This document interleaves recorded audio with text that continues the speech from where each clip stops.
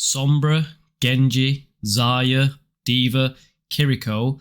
These 5 heroes are confirmed getting nerfed in 2 to 3 weeks in Overwatch 2.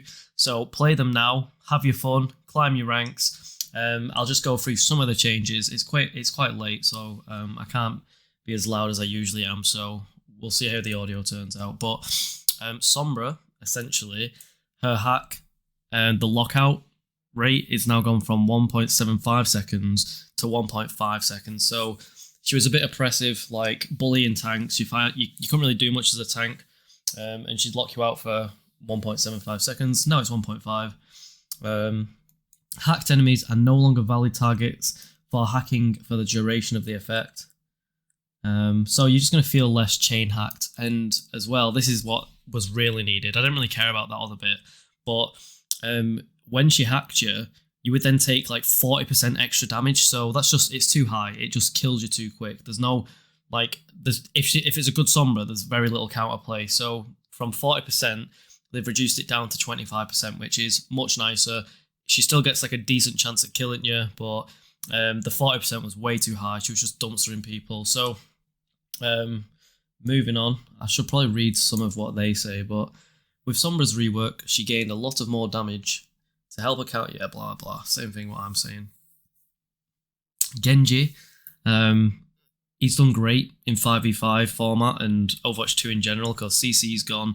There's one less tank to like keep him in check. So he's very mobile.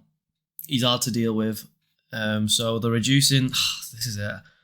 I hate when they take shurikens off me.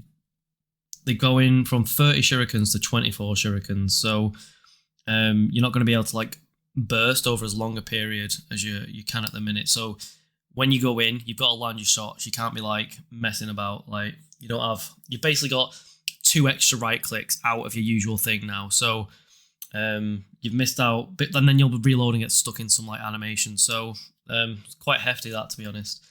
And then shuriken damage reduced from 29 to 27. That's big changes. Hopefully he doesn't turn into trash, but a good Genji will always climb the ranks because Nano Blade and even Blade is good. Double jump's insane.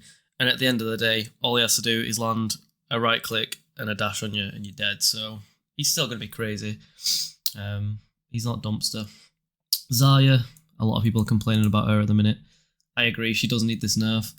Her bubbles now only last 2 seconds instead of 2.5 seconds, which is great. She did feel a bit like, just when you're like trying to kill one on your own, it's like, bloody hell, like she gets this bubble for ages because you're not going to shoot the bubble to give a charge, but it's like 2.5 seconds is a long time, so 2 seconds, much more manageable. Barrier cooldown increase, so it takes her an extra second to recharge a bubble. Good changes, fair. I'm glad they didn't touch her like generation of charge. Like Overwatch 1 came out and you'd get 50 charge for a bubble. Then they nerfed it to 40 charge per bubble. So I'm glad they've not gone like, oh, we'll keep everything the same, but you'll only get 30 charge a bubble. I'm just glad they didn't go that route. D.Va, she's a menace at the minute with this defense matrix. So since defense matrix is so OP and it's so core to her being a great tank, they've taken away some of her burst and some of her damage, which I think is fair because D.Va Bomb is insane. She's got the second life. She's just great, D.Va. So whenever there's a D.Va on my team, I'm just happy because I know shit's going to get done. So Fusion Cannon is less accurate now. So it'll do less damage unless you get really in the face. And then the boosters used to do 25 damage. Now it does 15 damage when she boosts into you. So they've taken some of her burst away from her because she was just like a walking juggernaut and you couldn't really do much. She was just very oppressive. So good. And then Kiriko. I didn't know I wanted this, but this is what was nagging me about Kiriko. I just didn't know it. So I'm glad the smart changes. I agree with it. But Swift Step, her god mode, like when she cleanses, she goes invulnerable. And she's like a ghost. When she goes invulnerable, she's like locked out of the game for 0.4 seconds. So it's like, I don't know, when you've got a Kiriko and she does it, it's like, well, there's just this awkward 0.15 second window where, I don't know, that's just a bit too much. So instead of 0.4 seconds, she's now invincible for 0.25 seconds. So you have to be more precise when you're dodging. Like, you can dodge D.Va Bomb with Swift Step. So You have to be more precise, like more accurate with that. And then it's just going to stop this. Like when I'm going in on a Kiriko, she just has this, it just felt too long that she was invulnerable. So it's just a great change. I agree fully. And then that's it. So those 5 are confirmed. It was going to get changed next week, but because of the Overwatch League playoffs, they've like said, oh, it's going to ruin the integrity of the grit, like of the game. They've been practicing on these heroes. They know what, like, do you know what I mean? It's like if you're going into a big game, it's like a big game of football, and then suddenly, oh, now there's 2 balls on the pitch. Like it's kind of like that. So just for the sake of playoffs, they've stalled it until after that. So 2 or 3 weeks, this will come out, and who knows? Maybe we'll get some more changes. As the ladder progresses, maybe people will get counters, maybe people will start catching on. Like, this is it. Bastion's only just come back out for the past 2 days, so Bastion's a massive counter to Zarya. So it'd be interesting to see if this is like, I don't know, maybe overkill for Zarya, because, I don't know, she's still going to be insane, Zarya. As long as you can get charge and track people, you're still going to melt faces. So all these heroes are going to be good in any hands. Like, even though there's some that feel a bit overtuned, like, every character can carry in Overwatch 2, it feels like to me.